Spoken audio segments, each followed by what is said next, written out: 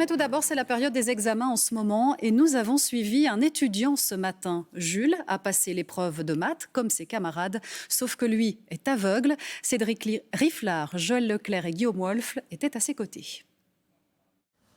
Concentration et surtout pas un mot. On est en plein examen de mathématiques de réto. Jules, aveugle, découvre les questions du bout des doigts.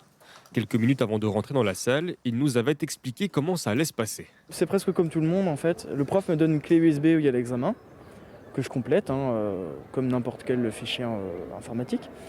J'aurai des questions en moins par rapport aux autres, qui sont des choses qui sont plus difficiles à faire pour moi.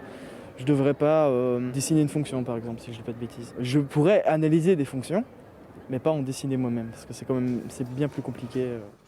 Contrairement à ses camarades pour qui c'est interdit, Jules peut se faire aider par son voisin pendant l'examen. Son voisin, c'est Pierre. Il est accompagnateur pour l'ASBL Éclat qui vient en aide aux aveugles, notamment donc à l'école. On est là d'abord pour orienter le jeune et sa famille auprès des bonnes personnes ressources au niveau du suivi ophtalmologique. Et puis on est là pour faire le lien avec l'école, avec les écoles, puisque Jules a fait 3 écoles différentes, maternelle, primaire et secondaire, pour mettre tout en œuvre afin qu'il puisse suivre sa scolarité comme tout le monde, malgré l'absence de vision. L'ASBL adapte chaque jour des dizaines de cours, d'interros, d'examens pour permettre à des élèves comme Jules de vivre toute leur scolarité dans l'enseignement ordinaire.